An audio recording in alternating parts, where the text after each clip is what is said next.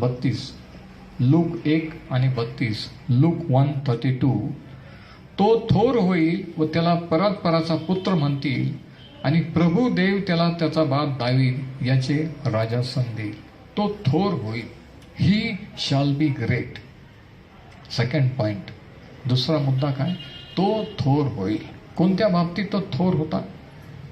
आता बघा, इथं लिहिलंय की तो थोर होईल. त्याची आई मरिया थोर होईल असं लिहिलेलं आहे का? बाप्तिस्मा करणारा योहान थोर होईल असं लिहिलेलं आहे का? नाही. तो थोर होईल.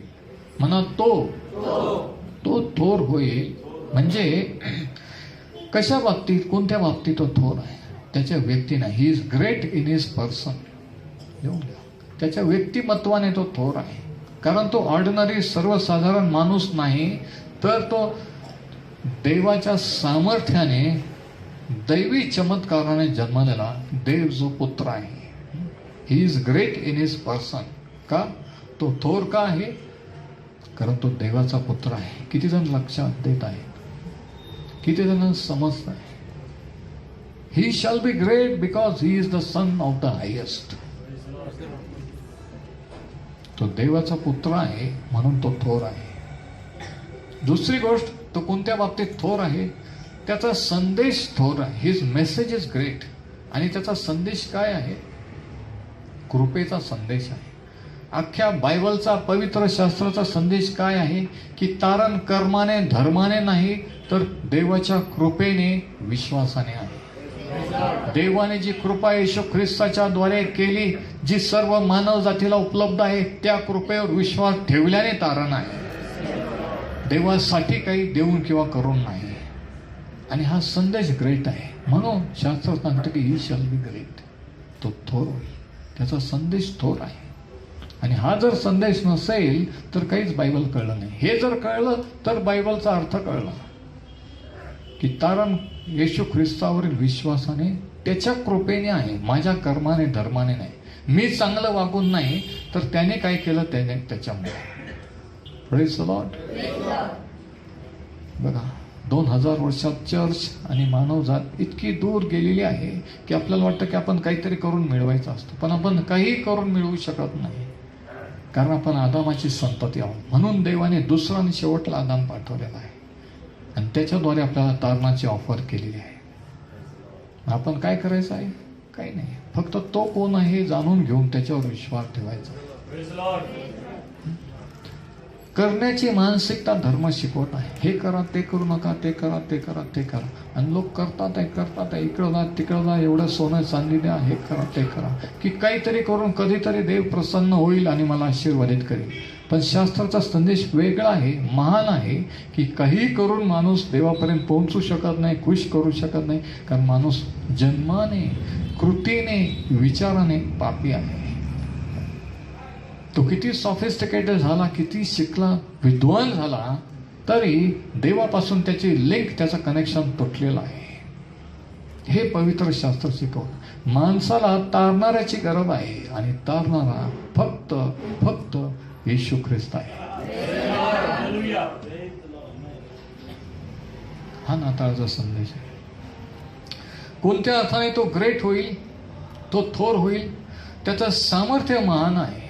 तो अद्भुत कृत्य करणारा देव आहे. त्याने हे जग निर्माण केलं. योहान म्हणतो की तो जगात आला, जग त्याच्याद्वारे झाले, पण जगाने त्याला ओळखले नाही. ही इज द क्रिएटर. तो थोर होईल. तो थोर आहे. तो थोर होईल. कोणत्या अर्थाने तो थोर आहे? त्याने जी खंडणी स्वतःच्या जीवनाची अर्पण केली, स्वतःचा प्राण जो अर्पण केला, ती महान आहे. ती देवाने मान्य केली, म्हणून त्याला तिसऱ्या दिवशी पुन्हा उठवलं आणि युगानुयुग जिवंत आहे. हालेलुया. त्याची खंडणी, त्याचं अर्पण ग्रेट आहे. आणखी काय? त्याचं प्रेम, त्याची प्रीती महान आहे. आपण पापी असता ख्रिस्त आमच्यासाठी जगात आला. आपण त्याच्यासाठी काही न करता, काही करण्यापूर्वी त्याने आपल्यासाठी सर्व करून ठेवलं. म्हणून त्याचं प्रेम महान आहे. आपल्याला प्रॉब्लेम आल्यावर आपण विनंती करतो, आपण त्याचा धावा करतो, प्रार्थना करतो, तो आपल्याला वाचवतो, बरं करतो, मुक्त करतो. मग लोक त्याच्यावर विश्वास ठेवायला लागतात. म्हणजे त्याच्यासाठी काही करण्याच्या अगोदर तो आपल्यासाठी करतो आणि मग आपण त्याच्यासाठी करायला लागतो. म्हणून त्याचं प्रेम महान आहे आणि त्याची दया ही महान आहे. तर पहिली गोष्ट त्या बाळाबद्दल, त्या प्रभू येशूबद्दल देवदूतांनी मरियाला जे सांगितलं ते हे की त्याचं नाव, ही रिव्हील्ड हिज नेम, त्याचं नाव येशू ठेव, कारण तो आपल्या लोकांस पापापासून तारेल. दुसरी गोष्ट की तो थोर होईल. आणि तिसरी गोष्ट या वचनात जे सांगितलेलं आहे वचन 32 मध्ये त्या देवदूताने त्याच्याबद्दल की त्याला परस्पराचा पुत्र म्हणतील आणि प्रभू देव त्याला त्याचा बाप दाविदाचे राजासन देईल. आता दुसरा शमूएल याचा 7वा अध्याय जर आपण पाहिला तर त्या ठिकाणी देवाने दावीद राजाला एक प्लॅन, देवाची योजना प्रगट केली. आणि ती योजना दाविदासाठी अशी होती की त्याच्या घराण्यात तो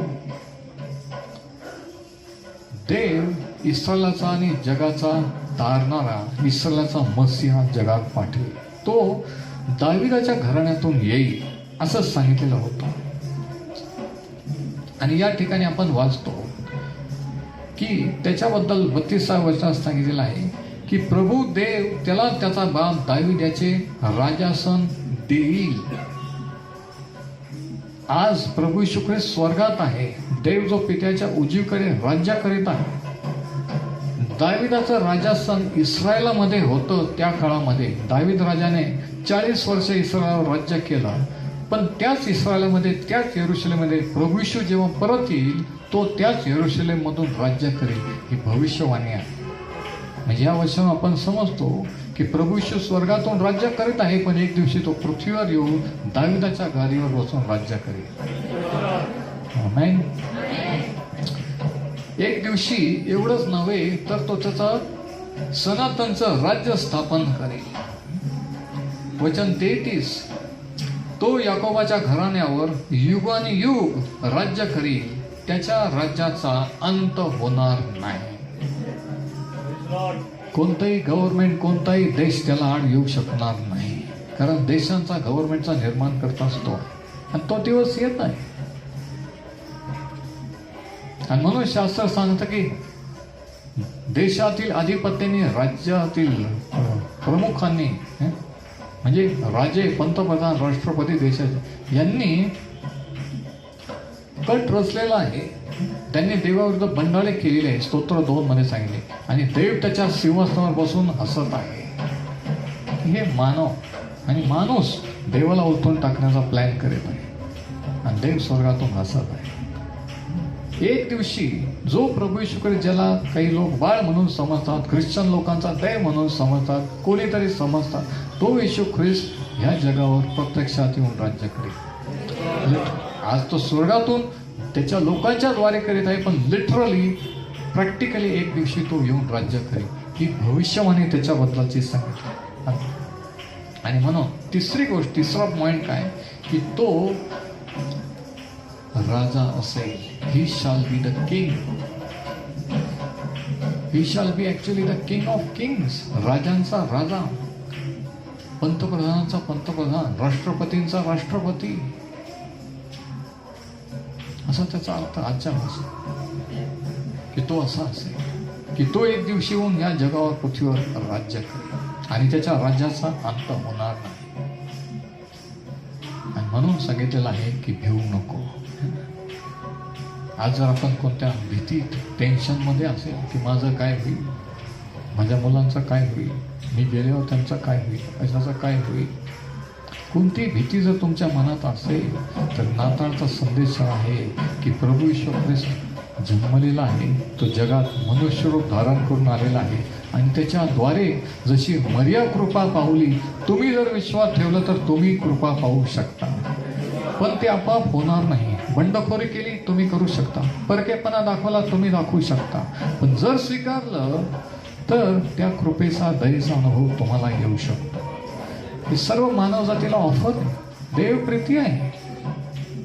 तो कोणालाही, किती कठीण माणसाला, राज्याला एका क्षणात वळवू शकतो, पण तो जबरदस्ती करत नाही. सैतान जबरदस्ती करतो, पण देव जबरदस्ती करत नाही. त्याने स्वतंत्र इच्छाशक्ती दिलेली आहे. पाहिजे तर तुम्ही आत्महत्या करू शकता, पाहिजे तर देवाला शरण घेऊ शकता. पाहिजे ते त्याला स्वीकार करू शकतात, त्याच्यावर बंड करू शकतात. तो इतका चांगला देव आहे. आणि कोणीतरी असं म्हणलं की देवाने जे स्वातंत्र्य माणसाला दिलं त्याच्याविरुद्ध बंड करण्याचं, ह्याच्यात देखील देवाची प्रीती आपल्याला दिसून येते. ही allows us to be rebellious. सगळ्या किती अद्भुत आहे का. तर तिसरी गोष्ट ही की तो राजा असेल. म्हणून भिवू नका, कारण प्रभू येशू तुमच्यासाठी माझ्यासाठी तारणारा जन्मलेला आहे. आपल्याला तारणाची मुक्तीची गरज आहे. देवाने तारणारा पाठवलेला आहे. तो महान आहे, तो महान होईल. तो राजा आहे, तो राज्य करीत आहे आणि एक दिवशी पृथ्वीवर राज्य करेल. आता हे सांगितल्यानंतर मरियाने त्या देवदूताला प्रश्न विचारला. आता त्या स्टोरीकडे वळा. 34 वचन बघा, लूक 1 आणि 34. लूक 1:34. हे मरियाला सांगितल्यानंतर तिचा रिस्पॉन्स, तिचा प्रतिसाद काय होता. मरियाने देवदूताला म्हटले, हे कसे होईल, कारण मला पुरुष ठाऊक नाही. आता स्वाभाविक इनोसंट क्वेश्चन, माहीत नाही म्हणून विचारणं वेगळं आणि टिंगल टवाळी करून आपलं इम्प्रेशन मारण्यासाठी प्रश्न विचारणं वेगळं. आणि मी दोन्ही अनुभव घेत आलेलो आहे. मरियाचा जो प्रश्न आहे हा खरंच माहीत नाही, जाणून घ्यायचा म्हणून विचार. म्हणजे बघा, हेतू बघा, द इंटेन्शन, प्रश्न विचारण्याचा हेतू. हे कसं होईल. पण हाच प्रश्न एका बाळकाने, एका याजकाने, ज्याचं नाव होतं जखर्या, त्याला जेव्हा देवाने दर्शन दिलं आणि सांगितलं की म्हातारपणी तुला पुत्र होईल, त्याने जे म्हटलं की हे कसं होईल, कारण मी म्हातारा झालेलो आहे. तो प्रश्न अविश्वासाचा प्रश्न होता. तो इनोसंट क्वेश्चन नव्हता. एका वयस्कर म्हाताऱ्या माणसाने एवढा अविश्वास दाखवा. ठीक आहे, म्हातारा तर म्हातारा, पण एक याजक जो देवाचं वचन, देवाच्या लोक, त्यांनी म्हणावं, हे शक्यच नाही. म्हणून हा फरक आपल्याला जखऱ्या याजकामध्ये आणि मरियामध्ये दिसून येते. आणि याच्याहून हे समजतं की विश्वास ठेवायला वयाची मर्यादा नसते. म्हातारा माणूसही अविश्वास, कट्टर असू शकतो आणि एखादा तरुणी मनापासून विश्वास ठेवून देवाचा अनुभव घेऊ शकते. त्याच्या सिनियरिटी ज्युनियरिटी काही नसते. Praise the Lord. किंवा म्हातारा माणूस आहे म्हणजे त्याचा विश्वास असेल, तो पण बंडखोर असू शकतो आणि एखादे तरुण मुलगा मुलगी विश्वासाने असू शकतो. Praise the Lord. तर मरिया विचारती की हे कसं होईल, आणि तिचा प्रश्न, तिचा हेतू हा क्लिअर आणि इनोसंट, निष्पाप असल्यामुळे अशा प्रश्नाचं उत्तर द्यायला देवाला आवडतं. आणि म्हणून देवदूत त्याला उत्तर देतो. आणि काय उत्तर देतो बघा. तेव्हा ती म्हणते की हे कसं होईल, मला पुरुष ठाऊक नाही. आता हा जो प्रश्न विचारला, मरियाचं वय लक्षात घ्या. ती एक 16-17 वर्षाची मुलगी आहे. ती काय फार वयस्कर बाई किंवा खूप अनुभवी असे नाही आहे. आणि म्हणून साहजिकपणे ती विचारत आहे. आणि तिला काय उत्तर मिळालं. वचन 35. देवदूताने तिला उत्तर दिले, पवित्र आत्मा तुझ्यावर येईल आणि परात्पराची शक्ती तुझ्यावर छाया करेल. याकरिता जो जन्मेल त्याला पवित्र देवाचा पुत्र असे म्हणतील. मरियाला माहित होतं. मरिया या शब्दावरून अविश्वास दाखवत नाहीये, तर तिचं अज्ञान दाखवत आहे. तिला जाणून घेण्याची उत्सुकता दाखवत आहे. आणि माहीत नसलं म्हणून प्रार्थना करून विचारणं हे चुकीचं नाही. माहीत नसल्यावर विचारणं की कसं काय, देव आपल्याला प्रगटीकरण देतो, पण आपला हेतू, आपला उद्देश नीट पाहिजे. आमेन. आणि या ठिकाणी मरियाचा विश्वास आहे की देव अशक्य गोष्टी करणारा देव आहे, पण ऍक्च्युली कसं होईल म्हणून ती विचारते की मला माहित आहे की देव काही करू शकतो, तो काही करणार आहे, तो आमचा देव आहे वगैरे, पण हा जो गर्भ माझ्यात आहे, मी जे त्याला जन्म देईल, हे ऍक्च्युली कसं होईल हे तिला जाणून घ्यायचं आहे. आणि जे उत्तर देवदूताने दिलं ते 3-fold किंवा 3 पट उत्तर आहे. 3 स्टेजेसमध्ये त्याच्या 3 महत्वाच्या गोष्टी. आणि ते जर उत्तर आपल्याला समजलं, तुम्हाला जर समजलं, तर खरा नाताळाचा आनंद आणि अर्थ तुम्हाला घेता येईल. तो आन्सर. ते जर आपल्याला समजलं तर आपणही मरियाबद्दल बरोबर आनंद करू शकतो. आणि ह्या वर्षाचा नाताळ आतापर्यंत कसे गेलेले असले तरी ह्या वर्षातला नाताळ आनंदाचा, शांतीचा जाऊ शकतो. म्हणून हे उत्तर त्याने काय दिलं मरियाला ते आपण जाणून घेऊया. What was the answer that Gabriel gave? It was a threefold answer to Mary. आणि म्हणून ह्याच्यामध्ये आपल्या भयाचं उत्तर आहे, ह्याच्यामध्ये आपल्याला अस्थिरतेचं उत्तर आहे, जे उत्तर त्याने मरियाला दिलं. आणि हे मरियाला समजलं म्हणून तिने आनंद केला. आणि हे जर आपल्याला समजलं तर आपण आनंद करू शकतो. Praise the Lord. बघा, पहिली गोष्ट ही वचन 35 वर्स 35, लूक 1:35. देवदूताने उत्तर दिले, पवित्र आत्मा तुझ्यावर येईल आणि परात्पराची शक्ती तुझ्यावर छाया करेल. म्हणजे पहिली गोष्ट, गॅब्रियल गेव मॅरी अ वर्ड ऑफ एनलाइटनमेंट और एक्सप्लेनेशन. गब्रियल देवदूताने मरियाला एक प्रकटीकरण किंवा एक स्पष्टीकरण दिलं. पॉइंट, एक गोष्ट तिला प्रकट केली जी तिला जाणून घ्यायची होती, जाणून घेण्याची इच्छा होती. देव कोणाला प्रकट करतो? ज्याला जाणून घेण्याची इच्छा असते, उत्सुकता असते त्यांना. नुसतं चर्चला आहे, ब्रदरला काय वाटल म्हणून आपण पाहत बसायचं आणि ऐकायचं म्हणून नाहीये. उत्सुकता असते. शास्त्र वाचायचं म्हणून वाचायचं नाही ना, तर जाणून समजून घेण्यासाठी हे काय लिहिलेलं, याच्यात आज मला काय लागू आहे ह्याच्या अपेक्षेने, उत्सुकतेने जर वाचलं तर ते समजतं. आणि म्हणून पहिली गोष्ट, गब्रियल देवदूत तिला सांगतो की हे कसं होईल. ते प्रकट करतो की तो म्हणतो की मानवी बुद्धीने, ज्ञानाने नाही, देवाच्या पवित्र आत्म्याच्या, देवाच्या सामर्थ्याने हे होईल. परस्पराची छाया तुझ्यावर येईल.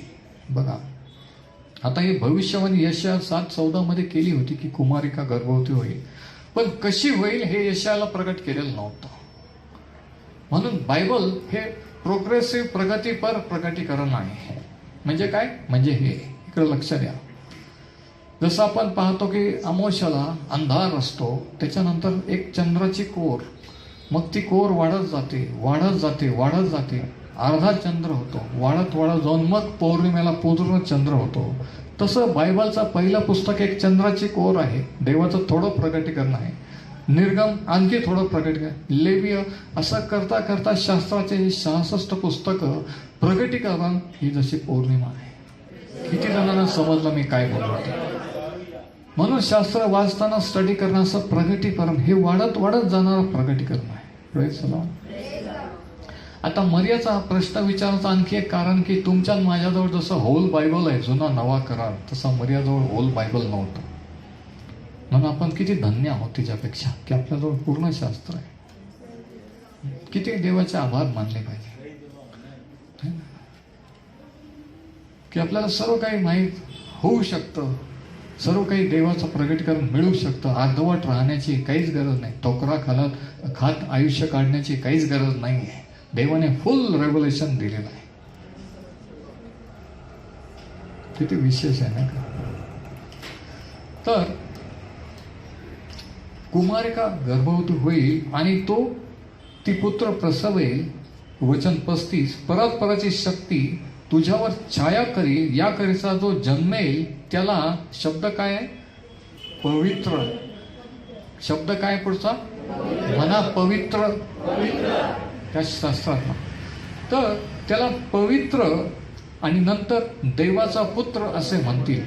2 टायटल त्या ठिकाणी आहे, 2 शीर्षक. पहिलं शीर्षक काय आहे? He shall be called Holy, है ना. आणि म्हणून पहिल्या पेत्राच्या 2ऱ्या अध्यायाच्या 22व्या वचनात लिहितो की त्याच्या ठाई पाप नव्हते. Jesus was sinless. प्रभू येशू निष्पाप का होता? त्याने कधी पाप केलं नाही, कारण पापी स्वभावच, आदामाचा स्वभावच त्याच्या ठाई नव्हता. Praise the Lord. त्याचं रक्त हे आदामाचं, माणसाचं रक्त नव्हतं, अद्भुत रीतीने त्याचा जन्म होता. Praise the Lord. याच्यात उत्तर आहे की येशूच्या नावातच का क्षमा आहे. Hallelujah.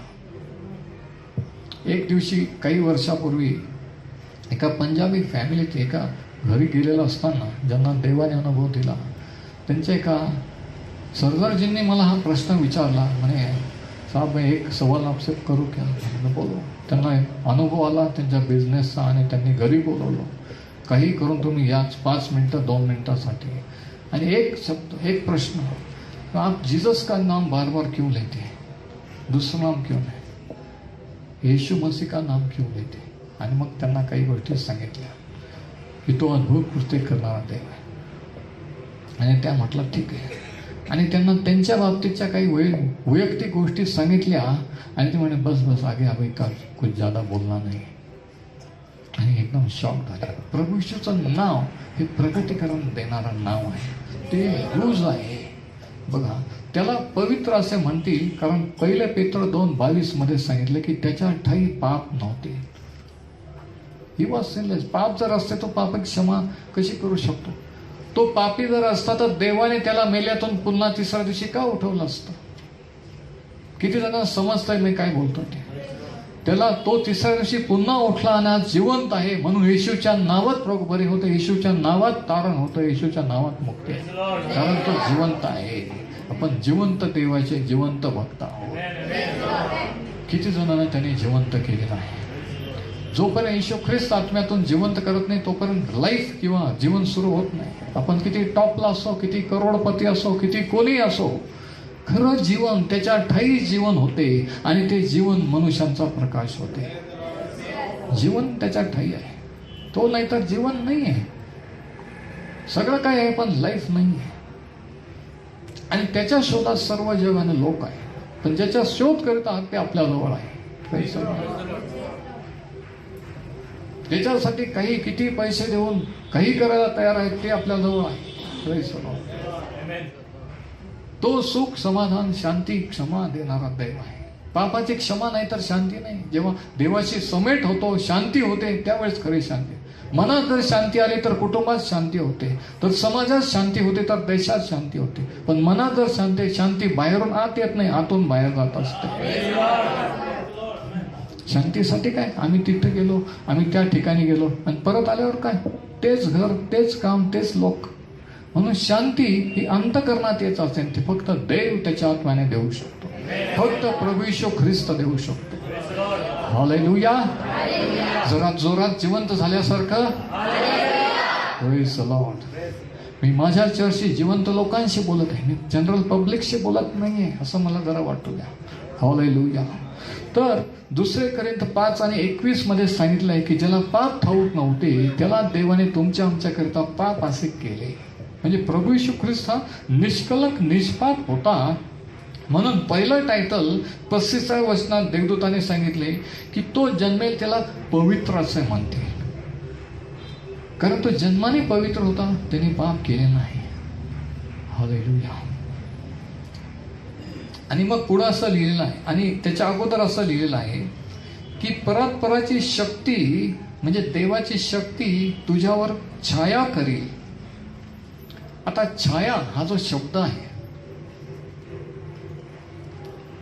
English word is about, किंवा थांबणं किंवा येऊन राहणं, छाया करणं.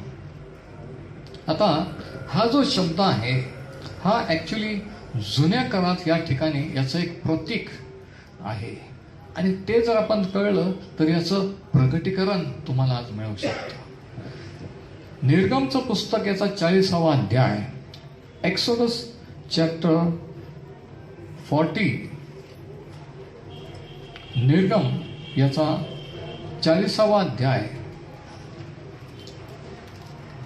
आणि या अध्यायामध्ये परमेश्वराने मोशेला सांगितल्याप्रमाणे ते टेम्पररी चर्च, निवास मंडप तयार झालेला आहे. आणि कशा रीतीने देवाची भक्ती देवाच्या लोकांनी करायचे सांगितलेलं आहे. आणि ते करायला लागलेले असताना काय झालं बघा. निर्गम 40:34 पासून एक्सोडस 40:34. आणि याच्यातून एक नवीन प्रगटीकरण तुम्हाला मिळू शकेल. मग दर्शन मंडपावर मेघाने छाया केली. व निवास मंडप परमेश्वराच्या तेजाने भरून गेला. एक टेम्पररी मंडप रूपी चर्च होतो. 40 वर्षाच्या आरण्यातील वाटचालामध्ये ते भक्ती करत होते. आणि इथं लिहिले की मेघाने किंवा ढगाने त्या ठिकाणावर जागेच्या वर छाया केली आणि निवास मंडप परमेश्वराच्या तेजाने भरून गेला. म्हणजे देवाची उपस्थिती त्या ठिकाणी उतरून आली. देवाचं तेज त्या ठिकाणी प्रगट झालं. आणि पुढं काय लिहिलंय? दर्शन मंडपावर मेघ स्थिर झाला. The presence ascended. आणि परमेश्वराच्या तेजाने निवास मंडप भरून गेला, म्हणून मोशाला आत प्रवेश करता येईना. इतकं तेज, इतका प्रकाश, इतकं गौरव की ऍक्च्युली मोशे जो देवाच्या सानिध्यात असणारा त्याला सुद्धा आत जाता येईल. विचार करा काय सीन असेल.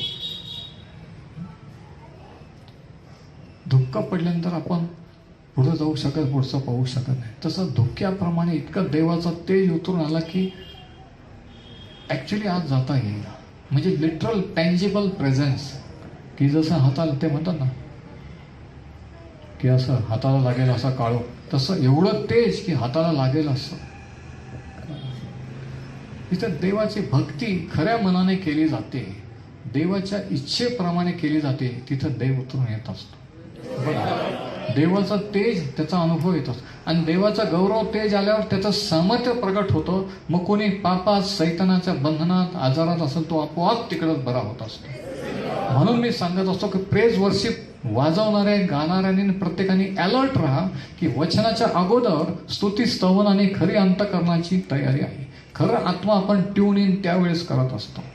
म्हणून मी फार काळजी घेतो चर्चमध्ये बाहेर गावी की माझ्या संदेशाच्या आधी कोण काना म्हणतं ते.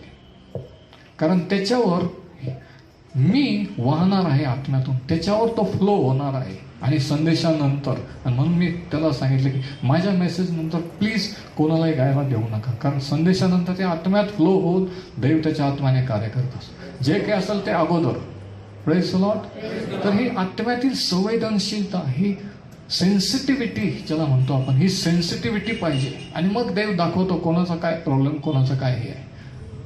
त्याच्यासाठी कॉन्सन्ट्रेशन आमचं असलं पाहिजे.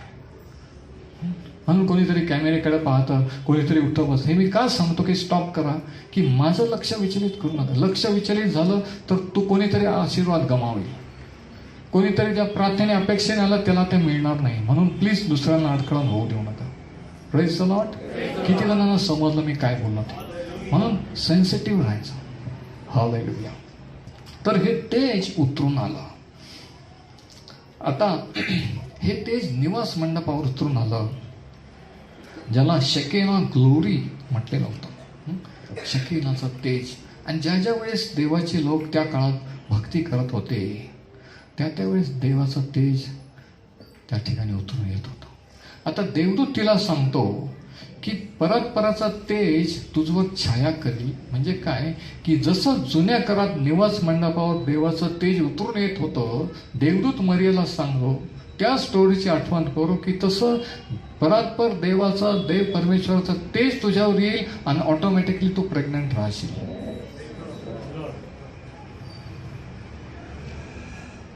किती अद्भुत आहे.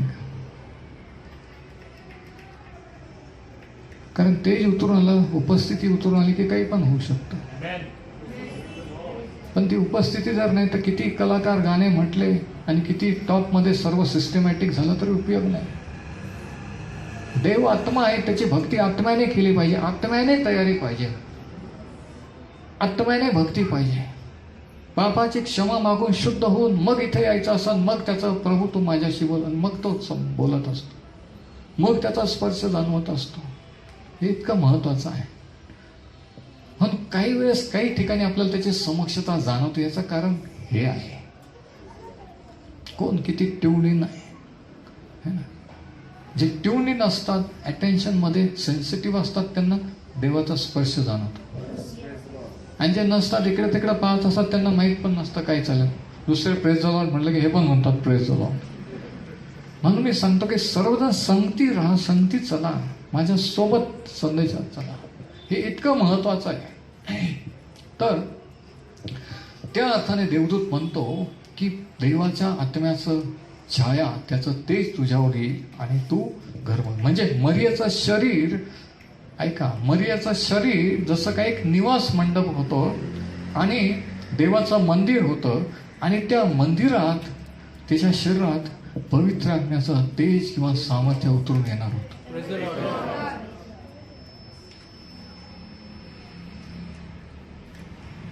आज तुमचं आणि माझं शरीर देवाचं मंदिर आहे.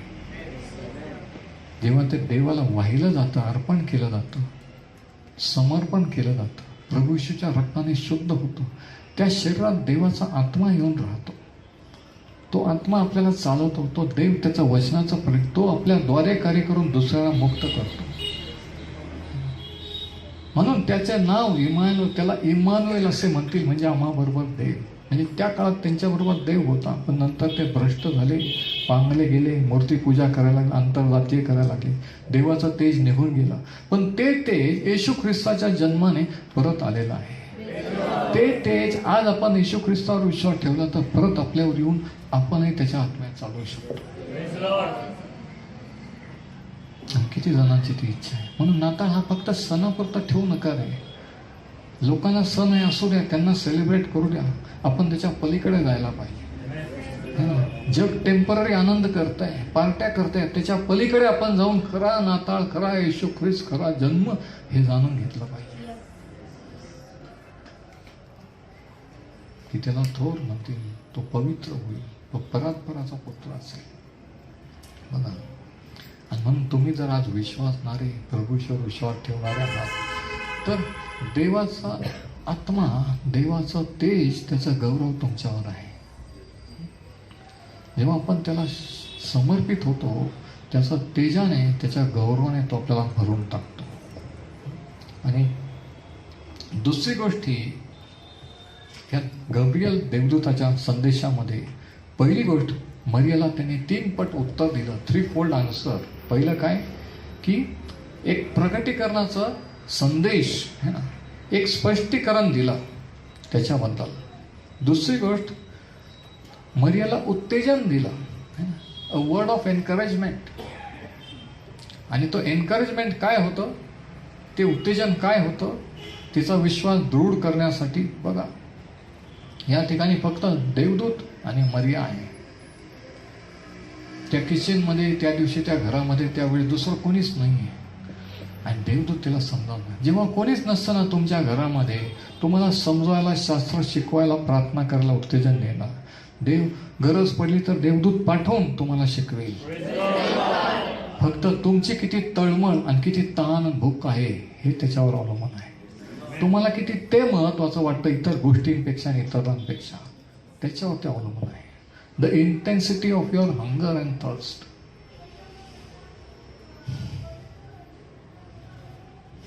जे आत्म्याने भुकेले व तहानलेले ते तृप्त केले जातील, प्रभू येशू म्हणतो. जर खरंच कोणी आत्म्याने भुकेला तहानलेला आहे तर तो तृप्त करायला तयार आहे. तो म्हणतो, जो कोणी तहानलेला असेल त्याने माझ्याकडे येऊन प्यावे. आज कोण त्याला म्हणणार आहे, प्रभू मी तहानलेला आहे, मी अतृप्त आहे, मी कशाच्या मागं लागलोय, कशाच्या शोधात आहे मला माहित नाही, पण मला एवढंच माहिती आहे की जे पाहिजे ते तुझ्याजवळ आहे. मी तुझ्याकडे येतो, जे झालं ते झालं, सगळं सोडून देतो, मी तुला शरण. आज जर कोणी अशी प्रार्थना करेल असं म्हणेल तर आजच तुम्ही जसे आले तसं जाणार नाही. त्याचा तेज तुमच्यावर येईल आणि छाया करील आणि तुमची क्षमा झाल्याचा अनुभव तो तुम्हाला देईल. हालेलुया. उत्तेजनाचा शब्द. आता 24वा वचन बघा, वर्स 24. आणि ही ख्रिसमस स्टोरी आहे. त्या दिवसानंतर त्याची बायको अलिशिबा, म्हणजे तो याजक, त्याची बायको अलिशिबा, ज्याचं नाव होतं जखर्या, गरोदर राहिली आणि 5 महिने लपून राहिली. का? कारण ती वयस्कर राहिली. विचार करा, जर एक वयस्कर बाई 50-60-70च्या पेक्षा जास्त असलेली आणि ही बाई 70च्या पुढे होती, 80च्या आसपास, अशी बाई जर प्रेग्नंट झाली तर कसं दिसत, लोक काय म्हणते. आणि म्हणून इथे लिहिलेलं आहे की 5 महिने ती लपून राहिली. आणि मग काय झालं? ती म्हणत असे की लोकातील माझी निंदा दूर करण्यासाठी प्रभूने माझ्याकडे पाहिले, तेव्हा माझ्यासाठी त्याने असे केले आहे. आयुष्यभर वांज राहिली. लोक म्हणत होते की पाळकाची बायको. आयुष्यभर देवाची सेवा केली, मग का बरं लेकरू बाळ झाला नाही? का बरं? मग सांगा ब्रदर, का बरं? जसे लोक म्हणतात, मग का बरं देवाने असं केलं? ऐकून घ्या का बरं. काही का बरंला देवाजवळ टायमिंग असतो, देवाची योजना असते. आणि हे जर तुम्ही मान्य केलं तर तुम्ही का बरं हा प्रश्न आयुष्यात कधी विचारणार. आणि म्हणून ती म्हणते, काय म्हणते की माझी निंदा दूर करण्यासाठी, की मला सगळे वांज म्हणतात, सगळे म्हणतात की एवढं आयुष्यभर सेवा केली, एवढी प्रार्थना केली, एवढे दर रविवारी चर्चला जायचं, मग का बरं देव उत्तर, का बरं नाही झालं, का बरं तसं झालं? ती म्हणते की देवाने ते दूर केलेलं आहे. शेवटी मी जिंकलेले आहे. आणि देव ज्याच्या बरोबर असतो ते कधी हरू शकत नाहीत.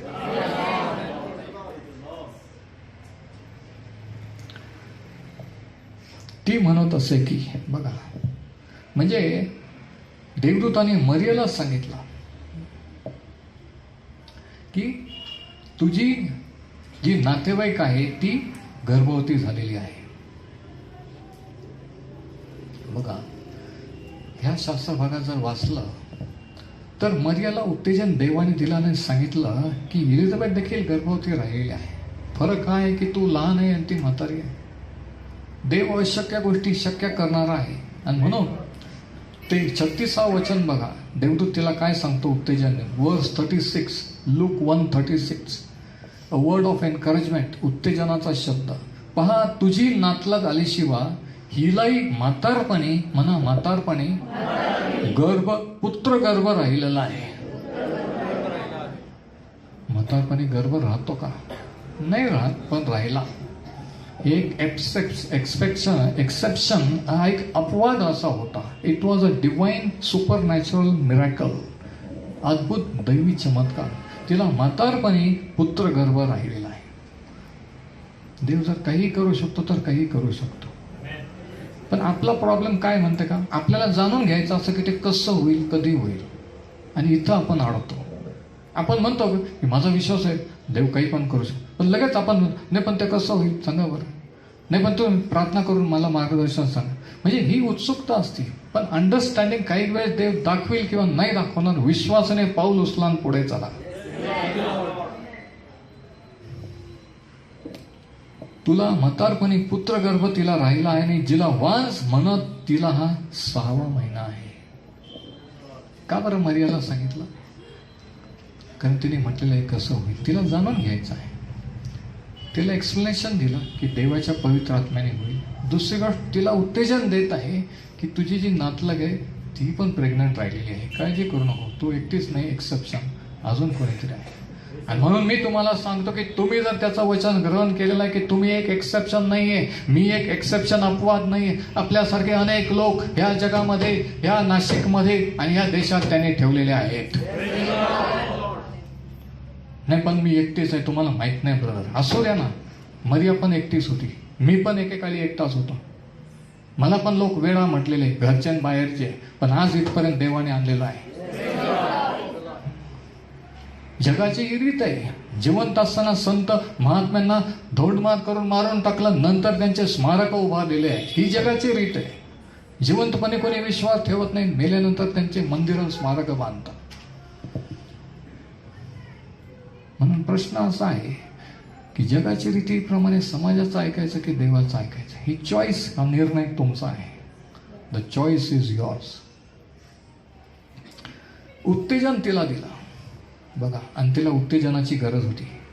आणि मग शेवटी अ वर्ड ऑफ एनेबलमेंट, की क्षमता, कसं ते होईल, ते सहाय्यता, समर्थतेचा किंवा सहायतेचा शब्द बघा.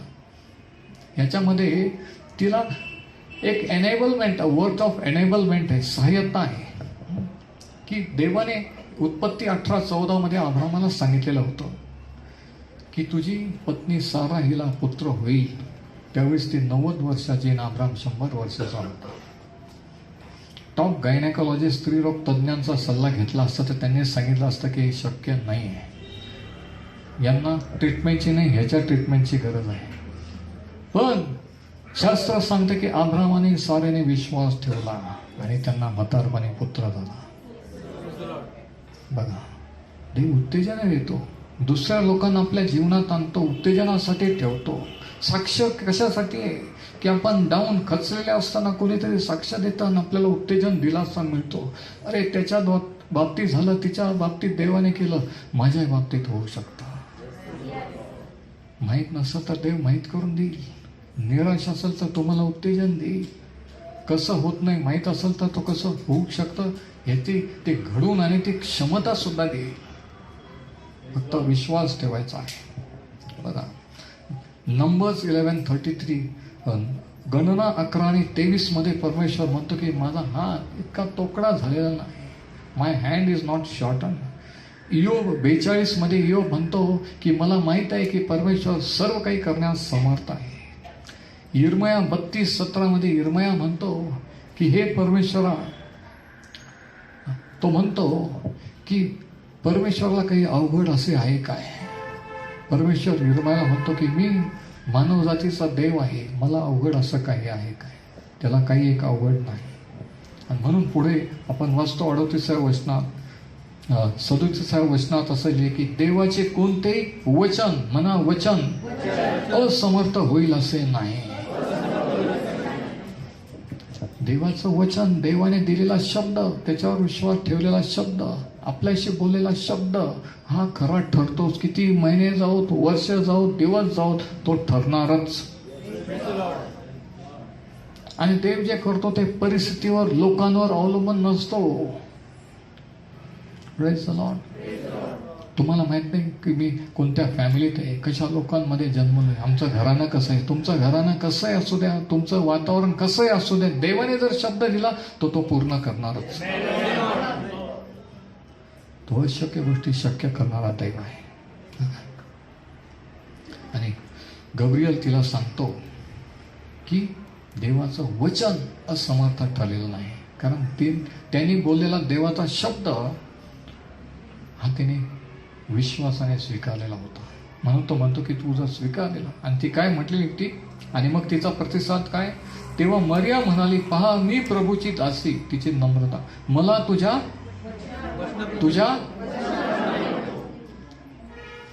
वचनाप्रमाणे हो. आणि आज तेच तुम्ही आणि मी शास्त्र वाचताना म्हटलं पाहिजे की मला तुझ्या वचनाप्रमाणे हो.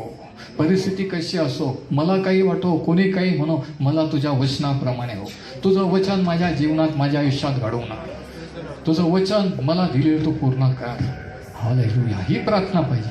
काय वेड्यासारखं इकडे तिकडे मेसेजमध्ये पाहायचं, उगीच आपलं कधी संपल्याची वाट पाहायची, असं नाही आहे.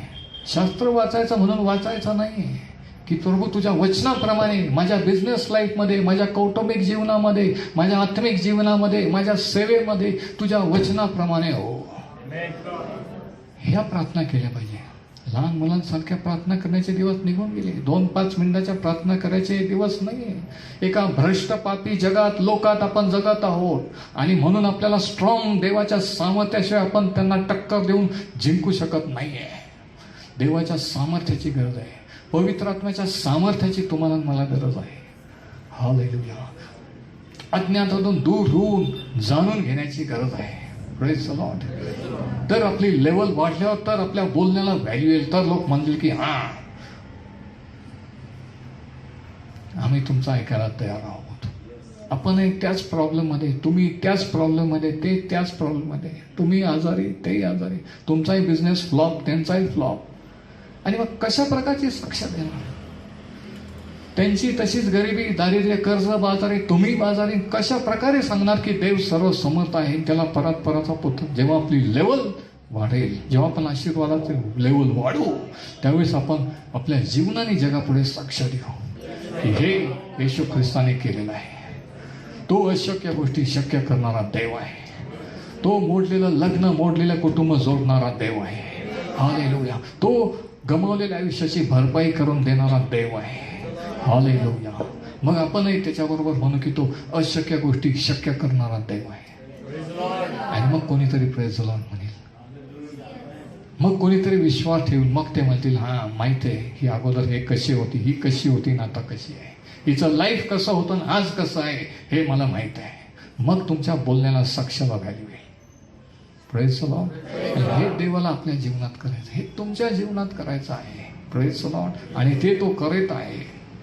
मरियाने म्हटला बघा, त्याने म्हटलं, त्या देवदूताने सांगितलं आणि ती म्हटली तुझ्या वचनाप्रमाणे मला हो.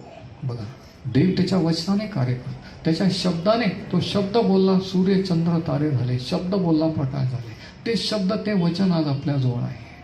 तो शब्द देही झाला आणि मनुष्य रूपाने जगात आला. तर शब्दाने तो निर्माण करतो. God creates and recreates with his word. Praise the Lord. म्हणून शब्द आणि वचन हे महत्वाचं आहे. म्हणून शास्त्र वाचताना का झोप येते? रात्रभर लोक क्रिकेट मॅच पाहत, पण शास्त्र का बरं जास्त वेळ वाचू शकत नाही? कारण सैतानाला माहिती आहे की जर ते वाचलं आणि समजलं तर तुम्ही त्याच्या बाउंड्री लाईनच्या बाहेर जाल. तो तुमच्या जीवनावर तुम्हाला कंट्रोल करू शकणार नाही. म्हणून शास्त्र वाचताना नेहमी गुंगी येते, नेहमी झोप येते. याचं कारण हे आहे. दुसरे पुस्तकं वाचा, पेपर वाचा, गुंगी नाही येणार. शास्त्रच वाचताना का कधी विचार केला का? ही सैतानाची ट्रिक ओळखायला शिका आणि त्याला कॅच करा. सिरियल टी व्ही पाहायला आपल्याला वेळ मिळतो, पण बायबल स्टडीलाच वेळ मिळतो. आणि ते म्हणतो तुम्हाला कसं काय वेळ मिळतो? पण आम्हाला दुसरं काही कामच नाही आहे ना. आम्ही रात्रंदिवस शास्त्रच वाचतोय, आम्ही पण सर्व्हिस करतो, आम्ही पण देवाचं कार्य करतो, पण आम्ही वेळ काढतो, आम्ही त्या वचनाला प्राधान्य देतो. Praise the Lord. काही नसतं तर म्हटलं असतं का तुम्हाला काहीच काम नाही ब्रदर, आम्ही तो बिझनेसमध्ये, आम्ही तर सर्व्हिसमध्ये, आम्हाला तो फॅमिली आहे. बघा, तुमची तहान आणि भूक याच्यावर देवाचे आशीर्वाद. ज्या लेवलची तहान भूक तेवढ्याच लेवल ते आशीर्वाद, तेवढ्याच प्रमाणात प्रत्येकजण आशीर्वादित असतो. आणि ती लेवल वाढवणंच देवाच्या सैतानाच्या नाही तुमच्या हातात आहे. की आजपासून किती कळकळ, किती तळमळ, किती तहान भूक, किती उत्सुक असायचा, किती वेळ त्याचं वचन घेऊन बसायचा, किती वेळ त्याच्या सानिध्यात बसायचा. याच्यावर परिस्थिती बदलण्यावर आहे. ऑटोमॅटिक सीन चेंज होणार नाही किंवा आमच्यासाठी प्रार्थना करा लगेच सीन बदलणार नाही. तुम्ही तुमचा पार्ट करा, मी माझा पार्ट करील, देव त्याचा पार्ट करेल. मरिया म्हटलं की तुझ्या वचनाप्रमाणे मला हो. आणि त्या वचनाप्रमाणे घडलं. एक चमत्कार घडला त्या वचनावर विश्वास ठेवल्यामुळे. आणि ती गर्भरूप झाली आणि तिने त्या बाळाला जन्म दिला आणि प्रभू येशू जन्मला.